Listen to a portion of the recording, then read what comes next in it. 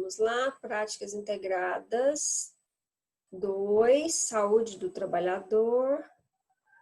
Vamos começar.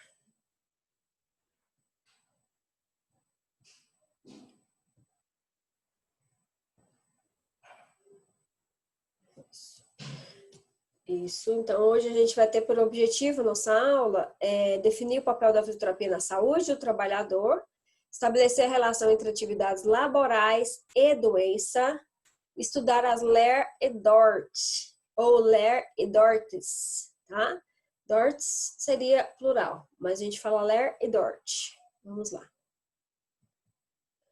Então, vou falar um pouquinho do histórico, tá? Então, a gente sabe que a saúde do trabalhador, ela se inseriu no Brasil em 1970. O Brasil passou por um intenso crescimento no número de trabalhadores industriais, tá?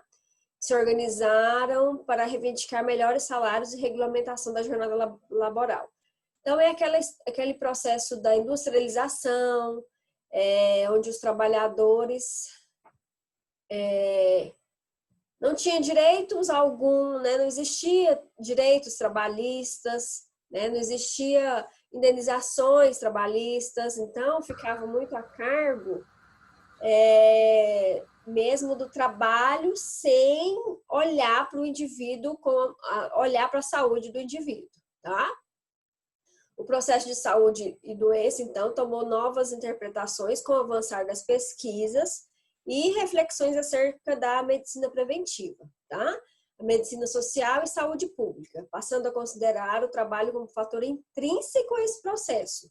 Então, a saúde, né, o trabalho, ele estava como fator, né, de presença de saúde ou não, né? O trabalho poderia adoecer o indivíduo, né? Então, desde que ele não esteja inserido no ambiente que preservasse para esse aspecto de prevenção, né, ergonomia, a saúde mesmo do aspecto do arejamento do ambiente onde ele está inserido, onde ele teria que realizar suas atividades, né? Todos esses aspectos, até então aqui, não eram olhados, tá? E aí a gente vê, a partir de 1970, começou-se a despertar, né, para esse fator do trabalho como um fator intrínseco representado nesse processo de saúde pública. Vamos lá. Então, a gente pode definir a saúde do trabalhador como, né? Então, o que seria a definição dessa saúde do trabalhador? Né? Então, a sigla ST, saúde do trabalhador, configura-se como um campo de práticas e de conhecimentos estratégicos interdisciplinares, tá? Conhecimentos estratégicos interdisciplinares, conhecimentos técnicos, conhecimentos sociais, políticos e humanos, multiprofissionais, interinstitucionais, voltados para analisar e intervir nas relações de trabalho que provocam as doenças, tá? Então, não fica só a cargo da fisioterapia cuidar da saúde do trabalhador.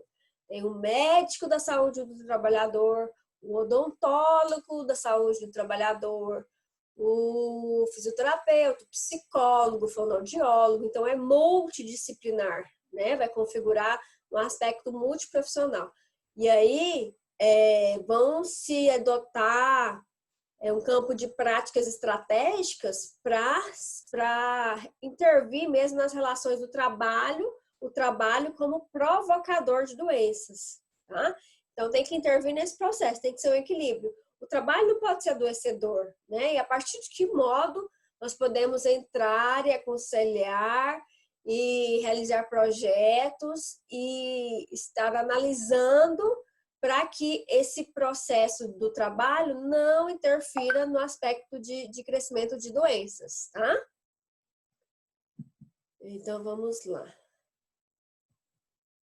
Então, em termos do marco político, então a gente tem algumas normativas, tá? Que a gente precisa saber, que se instituiu mesmo na Constituição Federal, tá? Seria, a gente fala de política, é uma política inserida na Constituição brasileira, tá? Então, em termos de marco político normativo, a saúde do trabalhador ela é situada na perspectiva da saúde como direito universal, tá? Conquista social garantida na Constituição Federal de 1985, tá? Então, vai ser o artigo 200, em seus incisos 2 a 8, tá? Então, considerou o trabalho como fator determinante da saúde da população e, consequentemente, responsabilizou o Estado pela execução das ações de saúde do trabalhador, marcando o desenvolvimento dessa questão no Brasil, tá?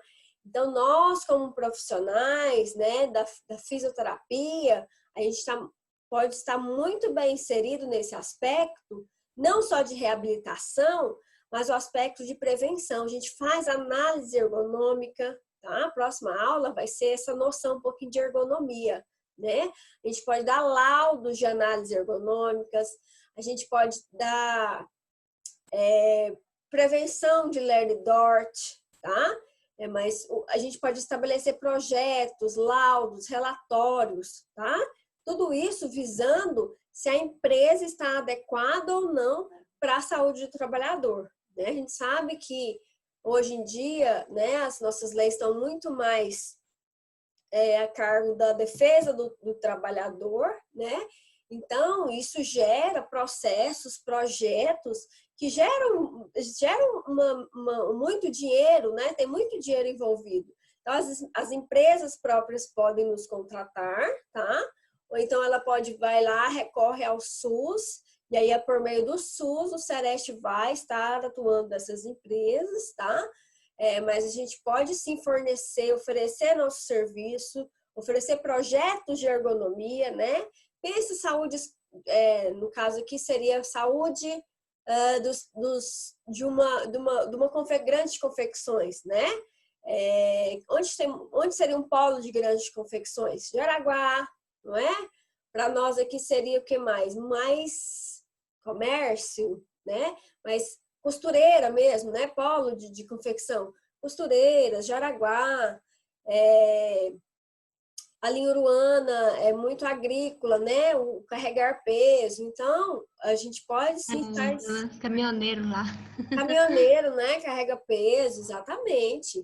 Então, a gente pode sim estar inserido nessa forma de adaptar, mostrar da melhor forma como se faz, para se gerar o menor gasto energético possível, né? Então, a gente está, assim, muito inserido nessa saúde como nesse aspecto multidisciplinar.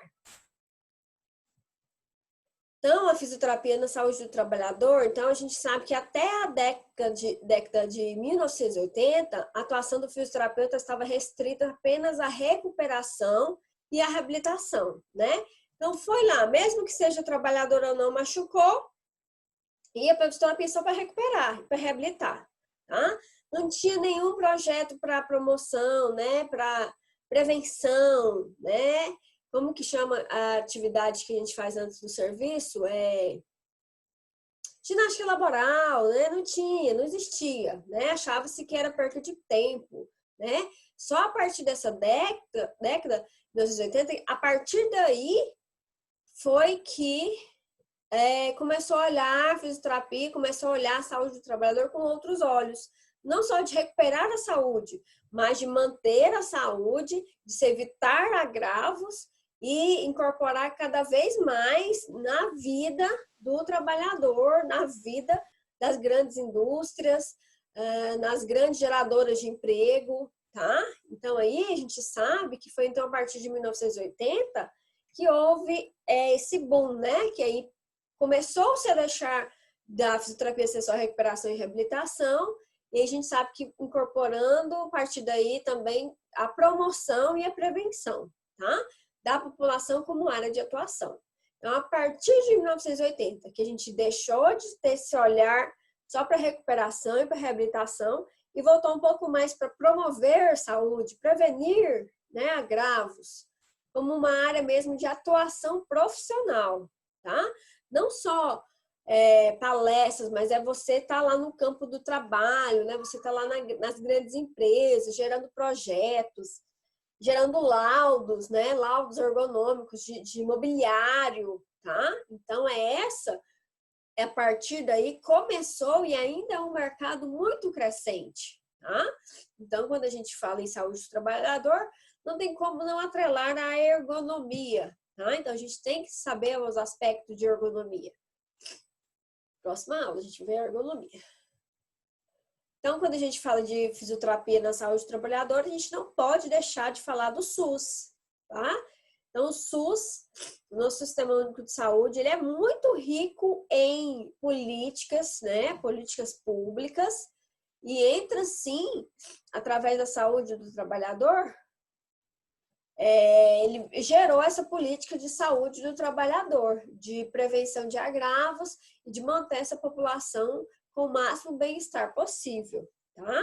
A gente considera que a saúde do trabalhador como um campo específico na área de saúde pública do SUS, com a finalidade de promover, proteger a saúde das pessoas envolvidas no exercício do trabalho, tá? Então, é olhar a saúde do trabalhador que está nos hospitais, que está nas empresas, né? Que está nas corporações, dos bombeiros, policiais, tá? Enfim, a todos os trabalhadores que fazem essas cargas horárias, estão mesmo atividades de braçais, atividades intelectuais, tá? Então, tudo que for de trabalho, que gerar o trabalho, que se denominar trabalho, a saúde do trabalhador está e por meio do SUS, tá? É uma política nacional, foi inserida na Constituição, o cuidado, a promoção, a proteção da saúde desses trabalhadores. Então, o que seria isso, né? Quando a gente fala de saúde do trabalhador, o que a gente pode, o que vai compreender, né? Essa fala de saúde do trabalhador. Então, a gente sabe que vai compreender alguns procedimentos, como o diagnóstico, o tratamento e a reabilitação de forma integrada, e isso vai implicar numa atuação multidisciplinar e interdisciplinar e vai visar a prevenção e a promoção da saúde com medidas de alcance coletivo, tá? Quando a gente fala de saúde do trabalhador, a gente tem que falar de alcance coletivo. Não é só algumas áreas da empresa, então é a coletividade, tá? É desde o trabalhador lá da faxina até o trabalhador que está lá de frente ao computador, tá? Então, é o alcance coletivo, é a promoção, é a preservação dessa saúde através desse alcance coletivo de toda a empresa, de toda a indústria. O trabalhador tem que ter essa saúde preservada e promovida. O fisioterapeuta, então, pode participar do processo de consolidação das ações de vigilância, tá? Então, esse profissional, ele vai ter o desafio de compreender a abrangência de suas habilidades, né? Conhecer o perfil epidemiológico e o adoecimento dos trabalhadores, tá? O perfil de doença, né? O que caracteriza qual é cada doença, tá? Como ela se inicia, o que acomete, tá? Agregar em sua atuação novos elementos, possibilitar melhor condição para o desenvolvimento de ações em saúde integral, tá? Mais para frente eu vou falar desse perfil epidemiológico, mas vamos lá. Então, o fisioterapeuta, né, a inserção do profissional fisioterapeuta nos SERESTs. Então, o que significa SEREST? SEREST é uma política pública, é uma política nacional, está na Constituição, está no SUS, tá? O SEREST é do SUS. Então, o que significa a sigla SEREST? Centro de Referência em Saúde do Trabalhador, né? Então, teria que atender crianças? No caso, não, tá? Então, seria voltado só para adultos que trabalham, tá? Então, quando a gente fala dessa promoção e dessa prevenção, o SEREST ele é envolvido apenas com a promoção e a prevenção dos trabalhadores, né? Então, o que a gente sabe? Que a atuação do fisioterapeuta dentro do SUS, quando se fala em saúde do trabalhador, é por meio do Sereste. Ele tem que estar integrado no Sereste, tá? Então, a gente sabe no âmbito de vigilância, tá? Então, a atuação da fisioterapia no âmbito de vigilância dentro do SUS é por meio do Sereste, tá? E aí a gente vai conhecer um pouquinho mais do Sereste. A fisioterapia do trabalho e programas empresariais. Então, a gente sabe que em 2003, o Conselho Federal de Fisioterapia e de Terapia Ocupacional, o COFITO, ele publicou a resolução 269/03, que vai reconhecer a atuação da fisioterapia do trabalho, dando referência aos procedimentos em saúde do trabalhador do profissional fisioterapeuta, tá? Então, pode ser uma área de atuação específica, né? Fisioterapeuta é especialista em saúde do trabalhador, tá? Então, vai ser referência nos procedimentos que isso vai gerar, né? Que o fisioterapeuta vai usar para conseguir, digamos, a promoção e a prevenção da saúde daqueles que trabalham, daqueles que estão inseridos no trabalho, tá? Então, é uma normativa do nosso COFITO, tá? A partir de 2003, e ele vai referenciar esse profissional dando essa especialidade, a fisioterapia do trabalho. Somos amparados pela resolução número 269, de 18 de dezembro de 2003. Então, cabe ao fisioterapeuta identificar, avaliar e observar os fatores ambientais que possam constituir risco à saúde do trabalhador em qualquer fase do processo produtivo, tá?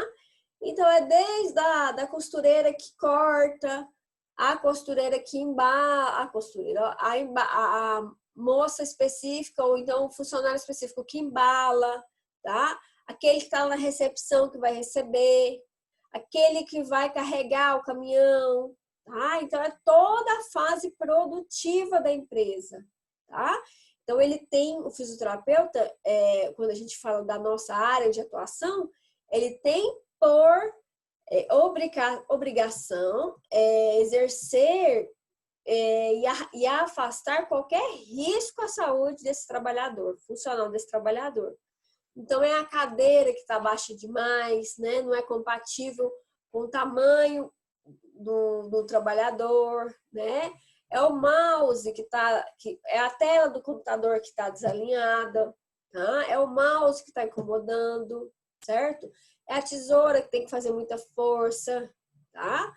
É o computador ali, ó, digita, e aí depois dá síndrome do carpo, tá? Então, quando a gente estuda saúde do trabalhador, vocês vão fazer uma pesquisinha pra gente, a partir da próxima aula, a gente vai estudar as diversas doenças que a gente considera doenças ocupacionais, tá? Elas são frutos de ocupações trabalhistas, doenças ocupacionais. A gente sabe que o trabalhador desenvolveu aquilo por o excesso daquele movimento, tá? Ou a falta de cuidado com aquele movimento.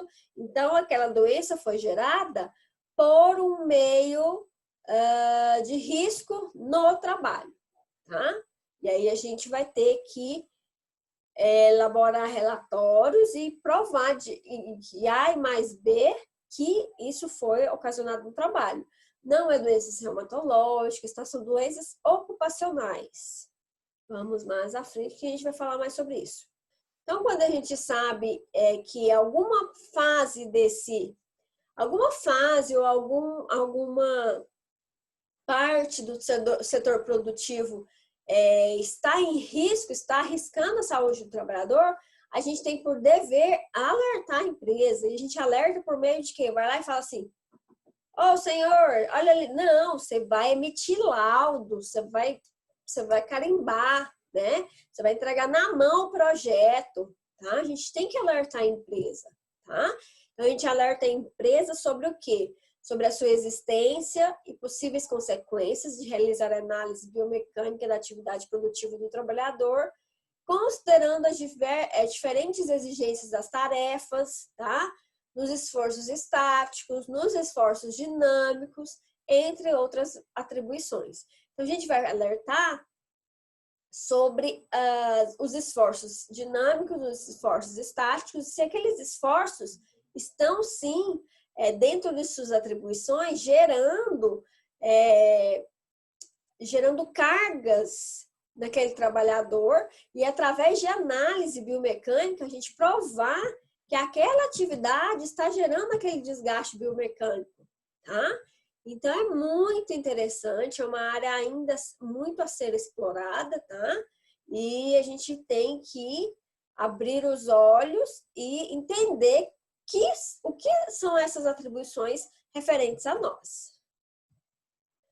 Por exemplo, né? Então, a gente sabe que o ambiente pode se tornar adoecedor. A gente entende que a ocupação, que o ambiente ocupacional pode se tornar adoecedor. Mas a partir de que a gente sabe disso, né? Então, a gente sabe que o horário e a jornada de trabalho, elas podem sim representar um fator de adoecimento desse trabalhador. Então, quando a gente pensa em jornada do trabalho e horário de trabalho, a gente tem que prestar atenção nas influências do ciclo circadiano. O que seria esse ciclo circadiano, né? Então, a gente sabe que o nosso organismo ele é baseado no ciclo circadiano, né? Que ele vai agir sobre as diversas funções do organismo, facilitando ou diminuindo o rendimento mental, né? Então, o ciclo circadiano seria o ciclo baseado entre o Sol e a Lua, o dia e a noite. Então, por exemplo, quando a gente sabe que está lá de dia, né? Então, começa aqui, 6 horas da manhã, tá? 6, meio-dia, 6 da tarde, exatamente. 6 horas da manhã, né? Que vai iniciar o dia. Tem a liberação do cortisol, né? A gente aumenta mais rápido a pressão arterial. Próximo aqui, ó, depois das 6, a gente tem um pico máximo de atenção. Então, claro que cada organismo vai responder de uma certa forma, mas a gente sabe que a gente tem mais atenção de manhã, tá? A gente tem mais atenção de manhã, porque à noite a gente descansou, né? Supõe que a gente tenha descansado, tá? Então, o pico máximo de atenção vai ser entre 6 da manhã até o meio-dia, tá? Então, a gente sabe que estão atividades que necessitam muito de raciocínio, né? De atenção, de memória, sabe-se que devem ser realizadas entre 6 e meio-dia, tá? Depois do meio-dia até às 6 da tarde, a gente sabe que a gente vai ter uma melhor coordenação, tempo de reação mais rápido, a temperatura corporal está mais elevada. Então, vamos observar. Se até às 6 da tarde a minha temperatura corporal metabólica está mais elevada, imagina um trabalhador que trabalha numa carvoaria, né? Um trabalhador que é exposto à radiação solar, um trabalhador que o ambiente que ele trabalha não é climatizado, né? Um ambiente quente. A gente sabe que isso vai somar a nossa temperatura do corpo mais elevada. Isso pode provocar uma estagnação, né? Uma fase de latência, né? Você fica mais devagar, porque tudo tá muito quente, né? A temperatura corporal por si só já estaria mais elevada nesse período. Das 6 da manhã, 6 da tarde até a meia-noite, o que a gente observa? Pressão arterial mais elevada, secreção de melatonina. Tá vendo aqui? Tá vendo que a secreção de melatonina é entre 6 da tarde até a meia-noite? Essa secreção de melatonina é que faz a gente ter aquele período de recuperação das nossas lesões, processo de crescimento para quem está crescendo. Então, a gente sabe que a gente vai ter uma recuperação tecidual se a gente secretar esse hormônio que é a melatonina, tá? Então, imagina agora quem trabalha das 6 da tarde até meia-noite. Enfermeiro, policiais, tá? Não vão ter essa secreção de melatonina. Então, o processo de recuperação da lesão deles vai ficar mais lento, tá? O processo onde eles tinham que descansar para o outro dia, estarem bem, né, com o pico máximo de atenção, não vai ocorrer, porque não houve secreção de melatonina, né? Não houve essa secreção de melatonina. E esse hormônio é muito importante para a nossa recuperação de lesão, para o nosso descanso, tá? Depois a gente observa que da meia-noite, de novo, até às 6 horas da manhã, é o nosso sono profundo. Você atinge o sono REM. Como que eu sei que eu atingi o sono profundo? Você deita, dorme, no outro dia você acorda, você lembra e você sonha, e você lembra que você sonhou, tá? Se você não anda sonhando, se você não lembra do seu sonho, provavelmente você não está atingindo esse sono aqui, ó, sono profundo. E é nesse sono profundo aqui que a gente se recupera, é o sono reparador, tá? Então, se você não lembra, você sabe que sonhou, mas você não lembra do seu sonho, você fica confuso, né? Você não lembra que sonhou, acha que nem sonha mais de noite, né? Então, às vezes, o que pode estar acontecendo? Acordando muitas vezes aqui, tá? Não secretando a melatonina, tendo um sono conturbado, e aí você acorda muito durante a noite e não atinge o sono profundo, não descansa realmente, tá? Da meia-noite às 6 da manhã, a gente sabe que a temperatura corporal tá mais baixa, tá? E a partir das 6 de novo, libera cortisol. Então, vamos observar, né? Quem faz plantão noturno? Tá tudo bagunçado esse ciclo circadiano aqui, gente. Que rendimento mental esse cidadão vai ter? Por isso que tem aqueles, a gente fala, acréscimo de insalubridade, porque tem trabalhos realmente que atrapalham o rendimento mental. O trabalhador ele fica mais suscetível ao adoecimento psíquico, tá? Desequilibra todo o ciclo circadiano dele, né? Então, a gente tem que, sim, solicitar um rodízio, né? Hora uma turma trabalha à noite, a hora outra, depois roda, reveza, né? Para que não existam turnos fixos, né? Para a gente poder o quê? Facilitar ou melhorar esse rendimento mental mesmo dos trabalhadores, tá? Então, o ciclo circadiano é muito interessante e ele tem que ser levado a sério e ele tem que ser respeitado, tá? E cabe a nós orientarmos, né? Então, o profissional só trabalha de noite, só trabalha de noite, só trabalha de noite. Opa, vai chegar uma hora que aqui, ó, pico de atenção dele vai estar, ó, coordenação vai estar péssima, memória vai estar péssima, tá? Então, a gente tem que levar tudo isso em conta. Monotonia, né? Então, a gente tem que tomar cuidado com esses trabalhos que são muito monótonos, fica só sentado de frente ao computador, né? Aquele ambiente monótono. Então, o que seria isso? A automatização da função torna o trabalho monótono, né? Então, quando é tudo muito automatizado, é o computador que faz, né? Ele não tem muitas conexões sociais, tá? Isso faz com que o trabalho fique monótono, né? O que está acontecendo com nós hoje, né? Automatização, é isso, é a gente ficar muito a cargo de máquinas, né? E aí o trabalho vai ficando chato, monótono, né? Vai perdendo aquele vínculo, né? Então a gente sabe que um ambiente não pode ter pouca variação de estímulos. Por exemplo, um trabalho com ruído contínuo. Então você trabalha numa fábrica que o barulho do freezer fica o dia inteirinho, né? Aquele ruído contínuo, aquela monotonia daquele ruído vai prejudicar o seu bem-estar, entendeu? Fica um trabalho que não te estimula, tá? Setor muito isolado, então, ó, entra para a salinha, fecha a porta, não encontra mais com ninguém, baixa luminosidade, calor extremo, tudo isso vai transformar um ambiente um ambiente trabalhista em um ambiente adoecedor. Tá? A gente tem que ficar muito atento a isso. Fadiga. Quem já viu essa expressão? Ai, tô fadigado. Ai, tô fadigado. O que é a fadiga? Tá? O trabalhador fadiga, né? Se a gente falar sobre aspecto muscular, o que seria a fadiga? Quem me ajuda? O que seria fadiga, gente? Muscular. Acúmulo de ácido lático.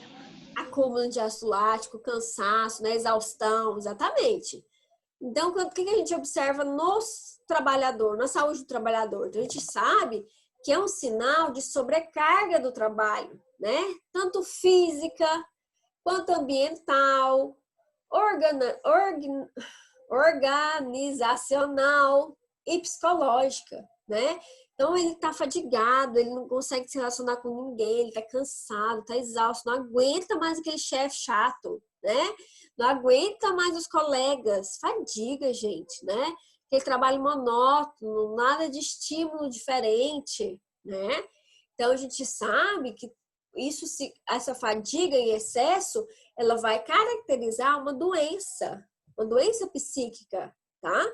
Que a gente considera, que a gente chama de síndrome de burnout, tá? Ou síndrome de burnout. Ela é uma síndrome, tá? Ou síndrome de burnout ou síndrome do esgotamento. Vai ser um distúrbio emocional do profissional, tá? Então, distúrbio emocional com sintomas de exaustão extrema, estresse, esgotamento físico, tá? Que vai ser resultante de situações do trabalho desgastante, que demandam muita competitividade ou responsabilidade. E a principal causa da doença é justamente o excesso de trabalho, né? Então, pensa um bancário, né, que tem metas a cumprir. Temos metas, vamos vender. Isso é estressante, ele vai fadigando, ele vai esgotando fisicamente e psicologicamente, né? Sabe, hoje, com o emocional comanda o físico, tá? Então, as pessoas vão adoecendo realmente, né? Então, cabe à empresa, cabe aos profissionais, né, a equipe multidisciplinar estar intervindo nesse processo, tá? Não deixar com que a gente chegue até a síndrome de burnout, tá? Ou síndrome do esgotamento. Não pode esgotar o trabalhador, tá? Que aí, às vezes, se chega essa síndrome, é um processo irreversível. Tem que entrar com medicação, psicogênica, né? Psicotrópicos, tá? Então, é o médico, né? Medicação controlada. Então, a gente sabe que a principal causa é justamente esse excesso de trabalho. O estresse, né? Então, o estresse ocupacional ele passou a ser uma das principais causas de adoecimento, constitui como um fator importante de risco ao bem-estar psicossocial do indivíduo, afeta diretamente a saúde e a qualidade de vida afetiva, baixo desempenho, alta rotatividade, abstencionismo, a pessoa não ir muito ao trabalho, ela fica faltando, tá? E violência no local de trabalho. Eu vou fazer a chamada do primeiro momento e aí daqui a pouco a gente começa, tá? De novo, porque vai fechar meu tempinho aqui. Perfeito.